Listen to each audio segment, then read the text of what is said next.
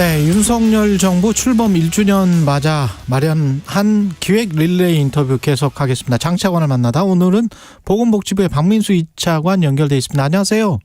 네, 안녕하십니까. 네, 차관님, 정부 출범 1주년이 며칠 안 남았는데 보건복지부에서는 1년 동안 어떤 일이 있었나요? 예, 저희들 그동안에 코로나19 안정적 관리를 지속해 왔고요. 그러네요. 예. 또 여러 가지 정책들을 많이 새롭게 만들어서 발표를 했는데 예를 들어서 필수 의료 지원 대책, 응급의료 기본 계획, 또 바이오 헬스 신산업 규제 혁신 방안, 자살 예방 기본 계획, 또 최근에 간호 인력 지원 종합 대책 이런 것들을 좀 추진했습니다. 다만 간호법 이슈라든지 그다음에 비대면 진료 제도화 등 이제 입법을 해야 되는 과제들이 있는데 그거는 조금 지금 잘 진행이 안 되고 있는 그런 상황이라고 말씀드리겠습니다. 지금 말씀하신 그 간호법 같은 경우는 일단 간호법 내용이 국회에서 지금 논의돼서 통과된 간호법 내용이 뭐고 왜 정부는 반대하고 있는지를 좀 설명을 해 주실래요? 예, 설명을 해드리겠습니다. 먼저 간호법은 간호사와 간호조무사에 대하여 면허와 자격 그리고 업무 범위, 처우 이렇게 크게 세 가지 내용으로 구성이 되어 있고요.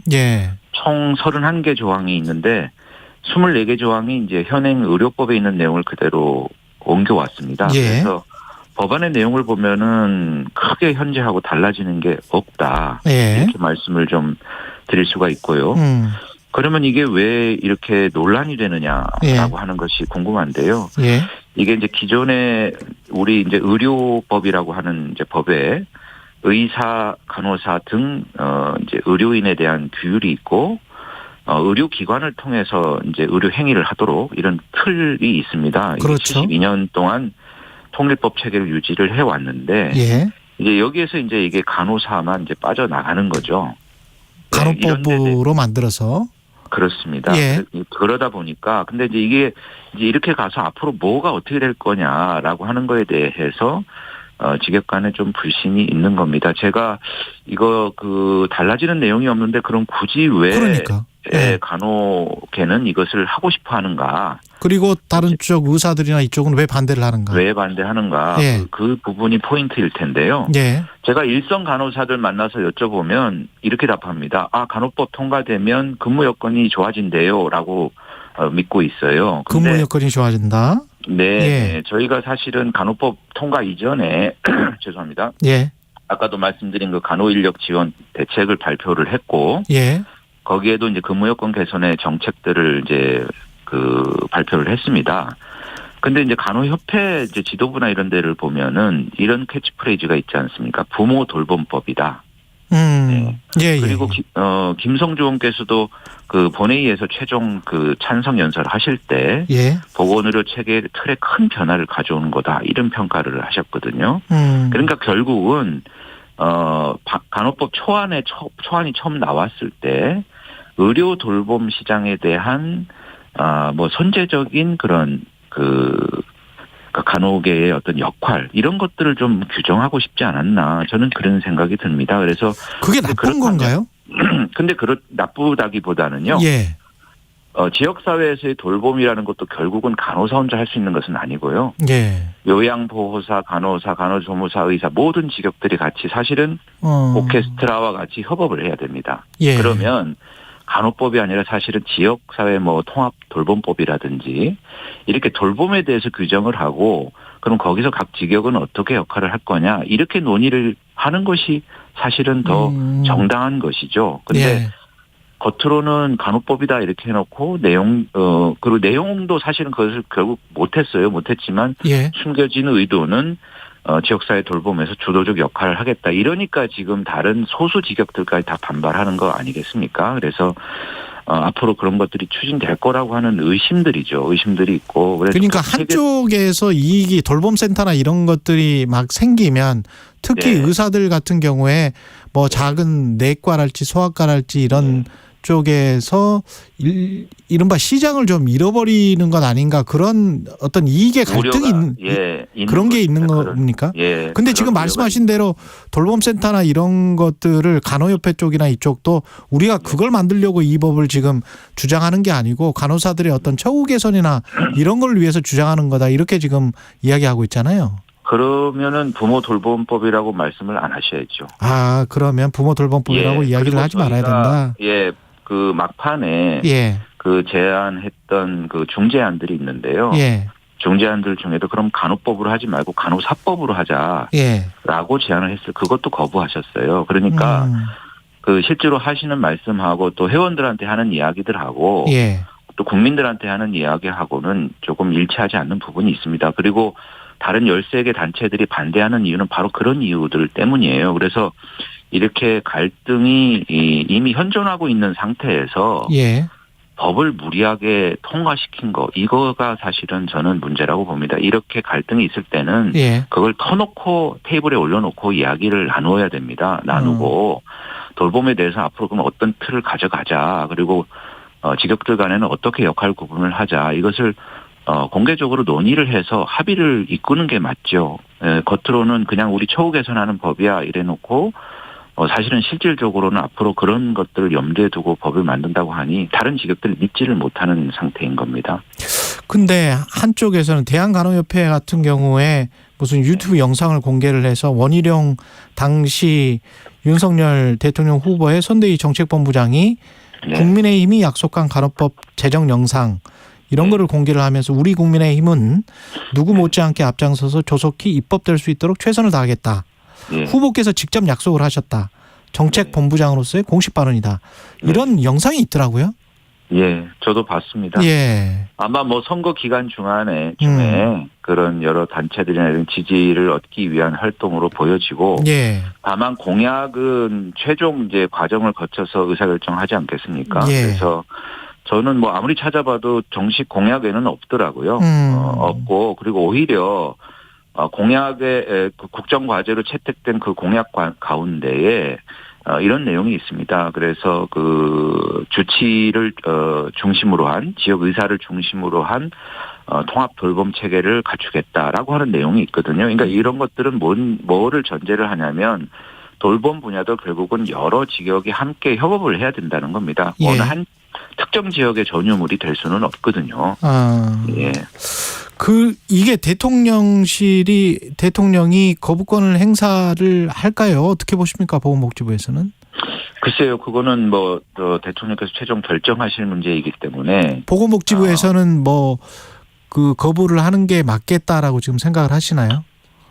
어저께 장관님께서도 그 인터뷰를 통해서 말씀을 주신 바가 있는데 이미 이제 그 단체들의 의견을 저희가 다 파악은 돼 있는 상태인 것이고요. 그래서 의견을 더 수렴하는 절차도 있을 것이고 가장 중요한 기준은 현장의 이제 갈등입니다. 그래서 이 현장 갈등 때문에 실질적으로 국민들의 그 보건이 위해를 가할 우려가 있겠다고 한다 그러면 결단을 해야 되겠죠. 그래서 저희들은 법은 사실 의료법 체계를 꼭 통일주의로 가야 되느냐 아니냐 이거는 어떤 한 정답이 있는 것은 아니기 때문에 충분히 공감을 해서 사회가 합의를 도출한다 그러면 바꿀 수 있다라고 생각합니다. 그래서 그러한 이제 합의와 토론에 이르는 과정이 있어야 되고 지금은 너무 그 의견 통일이 안 돼 있는 상태에서 법이 왔고 이 법 때문에 또 사실은 지금 굉장히 그 분란이 일어나 있는 상태이기 때문에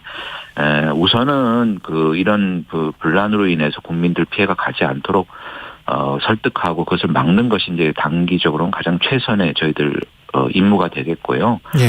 그다음에 이제 거부권 건의 여부에 대해서는 그러한 점들을 종합적으로 고려해서 판단을 해야 될 것 같습니다. 의사들의 반발 그리고 간호조무사는 왜 지금 이 법을 반대를 하고 있는 걸까요?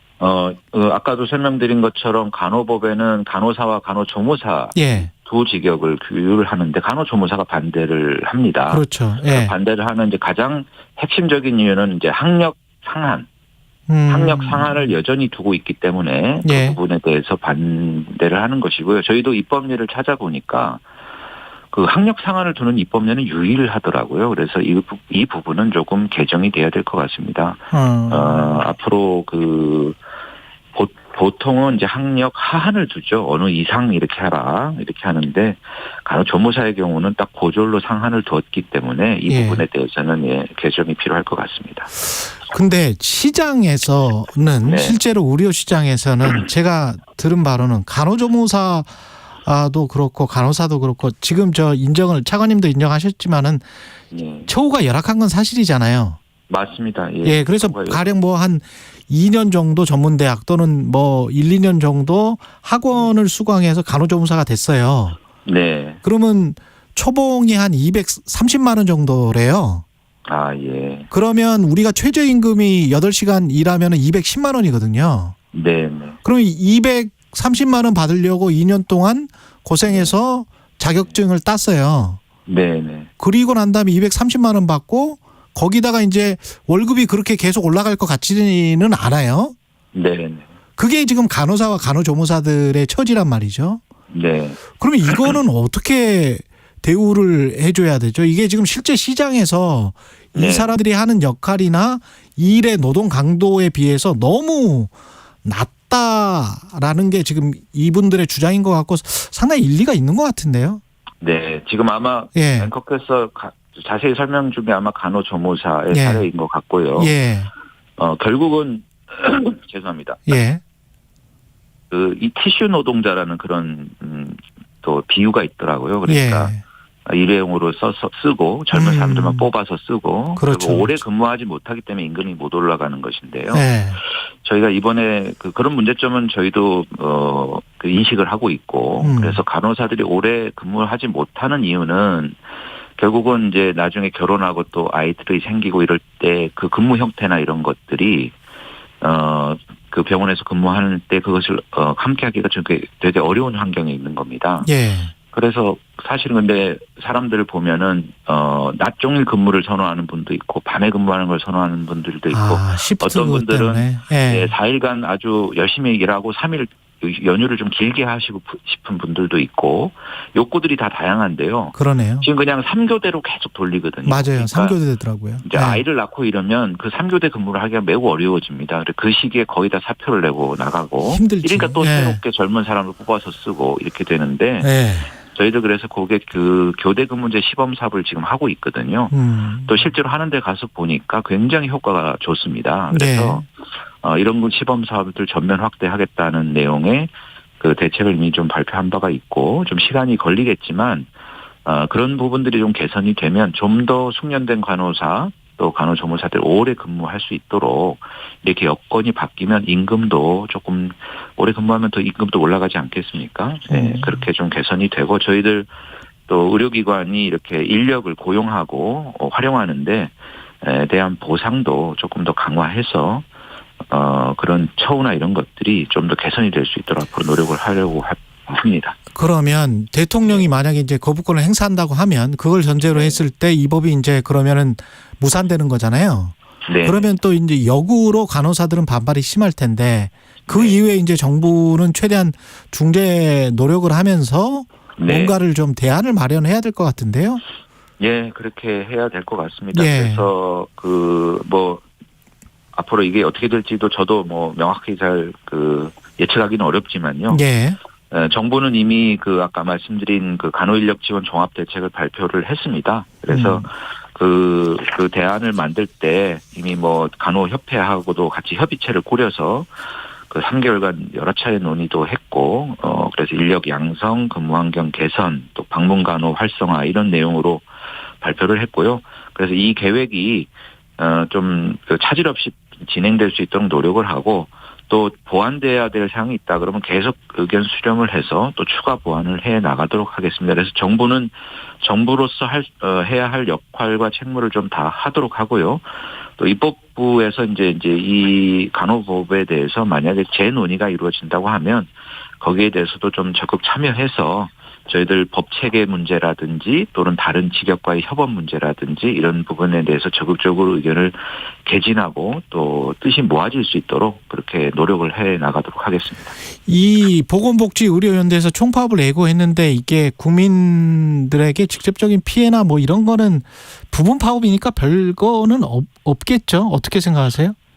글쎄요. 그러니까 지난 5월 3일 날에는 이제 부분적인 그 휴진 예고가 있었고 또 있었지 않습니까? 그거는 이제 반나절짜리니까 그렇게 크게 저희들 그 피해는 없었는데 지금 17일은 이제 총파업을 예고한 상태입니다. 그래서 뭐 어떻게 될지는 저희도 좀 예측하기 어렵지만 뭐 어떠한 경우에도 결국은 국민들 건강하고 안전에 위해가 있는 일은 벌어지지 않아야 합니다. 이것이 큰 원칙이고요. 그래서 생명과 안전 보호를 위해서 정부는 최선의 노력을 다할 것이고 그래서 관련되는 직역에도 좀 자제 촉구나 이런 것들을 계속 소통을 하고 있다는 말씀을 드리고요. 그다음에 만일의 사태를 대비해서 응급 대응 체계라든지 또 지자체하고 지역 의료기관하고의 긴밀한 협조 관계 이런 것들을 저희들 긴급 상황 점검반도 구성하고 또 재난위기 관심 단계도 발령을 해서 대응 체계를 구축하고 있다는 말씀을 드립니다. 어쨌든 그런 일은 벌어지지 않도록 좀 최선의 노력을 다해 나가겠습니다. 예, 여기까지 듣겠습니다. 보건복지부 박민수 이차관이었습니다. 고맙습니다. 네, 감사합니다. 오늘 하루 이슈의 중심. 당신의 아침을 책임지는